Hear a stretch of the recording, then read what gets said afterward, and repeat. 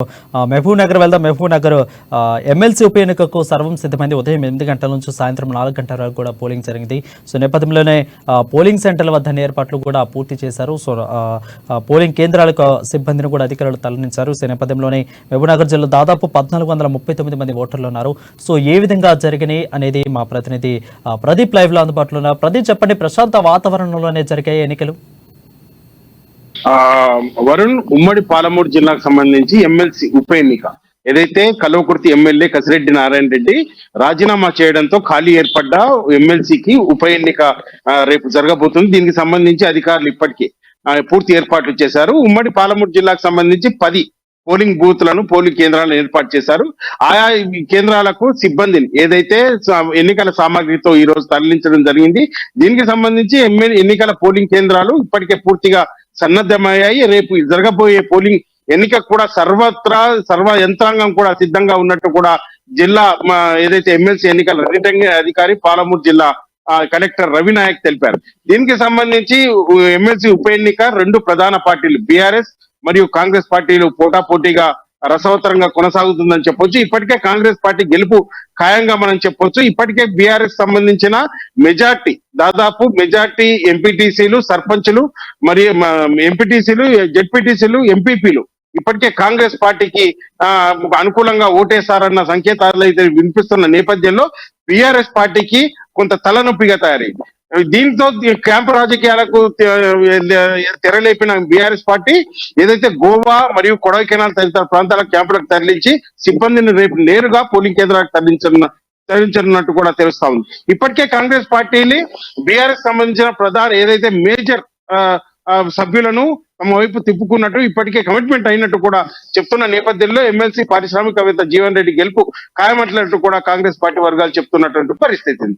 మరోవైపు మొత్తం 1445 మంది ఓటర్లకు ఏదైతే ఓటర్లు ఉన్న ఈ ఎమ్మెల్సీకి సంబంధించి 6 మంది చనిపోగా 1439 మంది సభ్యులు ఇప్పుడు రేపు ఓటు హక్కును వినియోగించున్నారు. దీనికి సంబంధించి 888 మంది ఎంపీటీసీలు, 459 మంది కౌన్సిలర్లు, 82 మంది జెడ్పీటీసీలు, 16 మంది ఎక్స్ అఫీషియో అంటే 14 మంది ఎమ్మెల్యేలు, 2 ఎమ్మెల్సీలు రేపు ఓటకు వినియోగించుకున్నారు.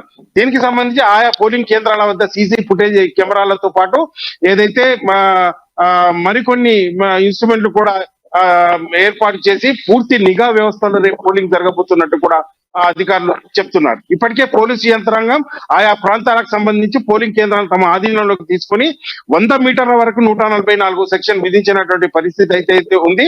ఉమ్మడి పాలమూరు జిల్లాలో ఈ ఎమ్మెల్సీ ఎన్నిక 2 ప్రధాన పార్టీల మధ్య రేపు జరగబోతున్న నేపథ్యంలో కొంత ఉత్కంఠ వాతావరణం అయితే పాలమూరు జిల్లాలో నెలకొన్నది. ఇప్పటికే తాము గెలుస్తామంటే తామే గెలుస్తామంటూ కూడా పోటాపోటీగా ఒకరిపై ఒకరు ఏదైతే ఒకరిపై ఒకరు గెలుపు తమదే అన్నట్టు చెప్తున్న నేపథ్యంలో రేపైతే ఎమ్మెల్సీ ఎన్నికలకు సంబంధించి పూర్తి ఏర్పాట్లు అయితే సిద్ధం చేసినట్టు కూడా మనం చెప్పవచ్చు. వరకు అంటే 2 పార్టీల మధ్య పోటీ హోరాహోరీగా ఉండబోతుంది. సో ఈ నేపథ్యంలోనే అవాంఛనీయ ఘటనలో ఏమీ జరగకుండా పోలీసులు ఎలాంటి చర్యలు తీసుకుంటున్నారు, ఎలాంటి బందోబస్తును ఏర్పాటు చేస్తున్నారు అక్కడ? అయితే ఇప్పటికే 2 అంచెల భద్రతతో ఈ పోలింగ్ కేంద్రాల వద్ద పోలీసులు భద్రతా ఏర్పాట్లు చేశారు.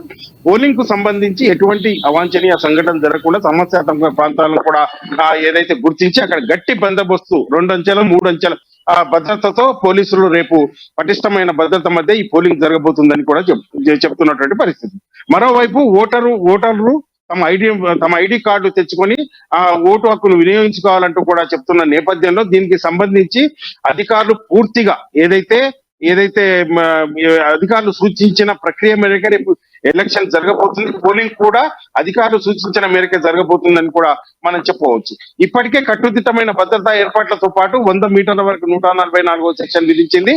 పోలింగ్ కేంద్రాల వద్ద ఎటువంటి అవాంఛనీయ సంఘటన జరగకుండా సీసీ కెమెరాలతో నిఘా వ్యవస్థను కూడా ఏర్పాటు చేసి ఎప్పటికప్పుడు ఏదైతే పోలింగ్ సరళిని పరిశీలించేందుకు అన్ని ఏర్పాట్లు కూడా చేశారని కూడా చెప్పవచ్చు.